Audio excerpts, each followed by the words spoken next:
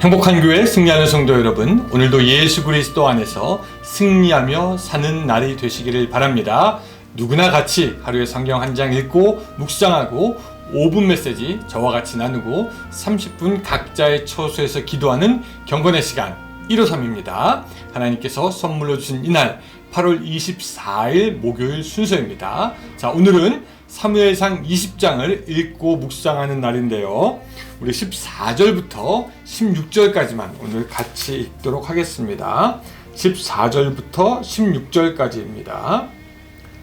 너는 내가 사는 날 동안에 여호와의 인자하심을 내게 베풀어서 나를 죽지 않게 할 뿐 아니라 여호와께서 다윗의 대적들을 지면에서 다 끌어버리신 때에도 너는 내 인자함을 내 집에서 영원히 끊어버리지 말라 하고, 이에 요나단이 다윗의 집과 언약하기를 여호와께서는 다윗의 대적들을 치실지어다 하니라. 아멘.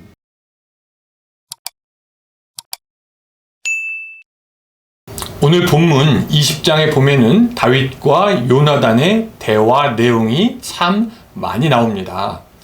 다윗은 요나단에게 자신이 가지고 있는 두려움과 또 어떻게 해야 할지, 사울의 손에서 또 벗어날 수 있을지에 대해서 요나단에게 도움을 구합니다. 요나단은 다윗을 위해서 무엇을 해야 할지 이야기하며 그 다윗과 요나단 사이에 변치 않는 우정이 나오는 장면들이 보입니다.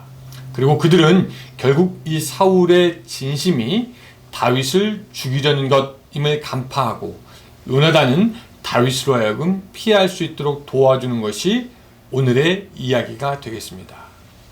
저는 이 본문을 보면서 피는 물보다 진하다라는 말을 생각해 봅니다.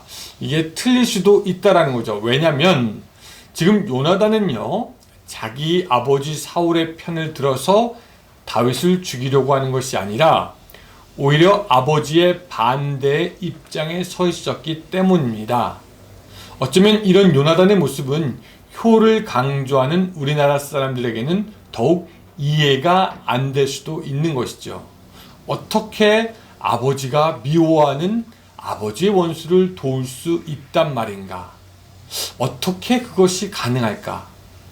더욱이 16절에 보면은 요나단은요, 더욱 황당한 이야기를 하는데, 이에 요나단이 다윗의 집과 언약하기를 여호와께서는 다윗의 대적들을 치실지어다 하니라 라고 이야기합니다. 여기서 다윗의 대적들은 누굽니까? 거기에는 자기의 아버지도 포함이 되어 있죠.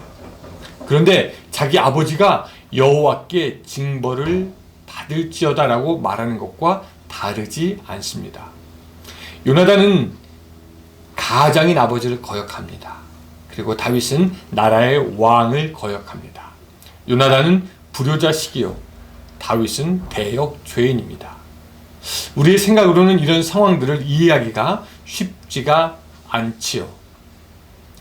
그들이 다 이해가 되지는 않지만 우리는 한 가지 알고 있는데, 그것은 뭐냐면 이 두 사람의 관계 안에 하나님이 있었다라는 사실입니다. 그래서 그들은요, 계속 하나님을 언급합니다. 그들의 대화를 가만히 보면은요, 중요한 대화의 대목마다 여호와 하나님이 있었다라는 것을 우리가 좀 주목해서 보아야 합니다. 3절에 보면 여호와의 사심으로 맹세한다. 12절 하나님 여호와께서, 13절 여호와께서 벌을 내리시고, 14절 여호와의 이름으로 맹세하여. 그러니까 다윗과 요나단은요, 자기들에게 있는 그 문제를 하나님 안에서 하나님 뜻대로 해결하려고 했다라는 것을 우리가 보게 되는 것이죠. 그리고 하나님 안에서 하나님의 이름으로 문제를 해결했던 그들에게 하나님은 복을 주십니다. 여러분, 우리가 이 부분을 조금 깊이 생각해 볼 필요가 있습니다. 우리는 무엇인가 생각하고 결정할 때 우리가 중요하다라고 생각하는 것을 염두에 둡니다. 그것이 어떤 때는 경제적인 문제가 될 수도 있고, 또 건강의 문제가 될 수도 있고, 또 가족의 문제가 될 수도 있고, 우리가 각자 중요한 것을 염두에 두고 문제를 해결하려고 하죠. 또 어떤 사람들은 체면이나 다른 사람이 나를 어떻게 볼까 두려워하면서 그것을 염두에 두고 무엇인가 결정하기도 합니다. 그런데 오늘 우리 믿는 사람들은요, 그런 경제나 가정이나 건강이나 문화나 체면이나 그 모든 것을 염두에 두고 생각하기 전에 먼저 하나님과 진리를 생각해 봐야 합니다. 하나님의 말씀을 우리들의 삶에 먼저 끌고 와서 시작하고 생각하는 것이 순서가 바르다라는 겁니다. 경제적인 것이 좋든지 나쁘든지 누가 이렇게 생각하든지 안 하든지 건강이 허락되든지 안 되든지 다 이런저런 의견이 있을 수 있지만 우리는 먼저 하나님의 말씀과 진리가 우리 가운데 있어야 되고 하나님이 원하시는 그 뜻을 지킬 수 있어야 하고 이것이 될 때 우리의 문제들이 해결이 되는 것입니다. 어떤 분들은 얘기할지 모르겠어요. 그럼 목사님, 경제적인 거나 건강이나 가족의 의견이나 중요하지 않다는 건가요? 중요합니다. 중요하지 않다는 것이 아닌데 그보다 먼저 하나님의 말씀과 뜻에 순종하는 것이 중요하다라는 우선순위의 문제가 되는 겁니다.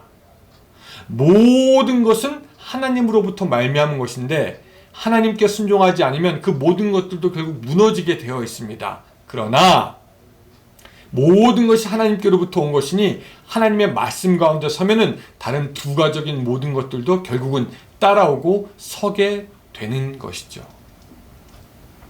요나단은 보았습니다. 뭘 보았냐? 하나님의 섭리 가운데 이미 다윗이 이제 왕이 될 것이라는 것을 보았습니다. 자기가 아버지의 자리를 지키는 것도 중요하고 또 왕 자리를 물려받을 수도 있을 것 같고 또 자기의 집안이 번성해야 하는 것도 중요하지만 그에게 중요한 것은 하나님 그리고 그분의 섭리, 그 경륜 가운데서 자기가 어떤 포지션을 취하고 있느냐가 중요했기에 하나님의 일을 감히 반대하지 못하고 오히려 다윗과 동행하며 함께 하는 것입니다. 그런 예언자적인 생각이 있었기에 요나단은 14절처럼 얘기할 수 있었던 거죠. 너는 내가 사는 날 동안에 여호와의 인자하심을 내게 베풀어서 나를 죽지 않게 할 뿐 아니라. 사실 여기까지만 해도 요나단이 더 힘 있는 사람이었고 왕의 아들이었습니다. 근데 나를 죽이지 말라고 이야기를 하는 거죠. 인자를 베풀 사람은 사실 요나단인데 그리고 다윗이 쫓겨서 죽을 위기에 당했는데 요나단은 도리어 다윗에게 자기를 부탁하는 것이고 또 15절에서 보면은 내 집을 멸하지 말고 살려달라고 합니다. 여호와께서 너 다윗의 대적들을 지면에서 다 끌어버리신 때에도 너는 내 인자함을 내 집에서 영원히 끊어버리지 말라 하고. 아버지의 뒤를 이으면 자기가 왕이 될 수 있을지도 모르지만 이미 하나님은 다윗을 선택하셨으니 그 하나님의 결정에 자기는 욕심을 버리고 겸손하게 따라갔고 인간적인 생각을 버리고 믿음으로 앞을 보는 눈을 갖고 있었기에 결국 요나단의 집안은 멸망하지 않고 살아가게 되는 것을 우리가 나중에 확인을 할 수 있게 됩니다. 하지만 사울은 끝내 보지 못했습니다. 하나님의 뜻이 무엇인지 섭리가 무엇인지. 그래서 결국 멸망하게 되는 것을 우리가 봅니다. 여러분, 오늘 하루 우리가 살면서 이런 일 저런 일도 있고요. 또 해결해야 될 일도 있을 겁니다. 근데 무엇을 먼저 염두에 두느냐가 중요합니다. 오늘 요나단처럼 하나님, 그분의 섭리, 뜻과 진리를 먼저 생각함으로 하나님의 길로 걸어갈 수 있게 되는 여러분들이 되시기를 주님의 이름으로 축원합니다. 기도하겠습니다. 하나님 아버지 감사합니다. 우리에게 주어진 하나님의 뜻 우리가 발견할 수 있도록 도와주시고 오직 그 길로 돌아가 하나님께 영광 돌리며 살아가는 감사하는 우리들의 삶이 될 수 있도록 도와주시옵소서. 예수님의 이름으로 기도드리옵나이다. 아멘. 네, 감사합니다. 여러분 오늘도 함께하여 주셔서 오늘도 복된 하루, 주님 안에서 승리하는 하루 되시기 바랍니다. 계세요.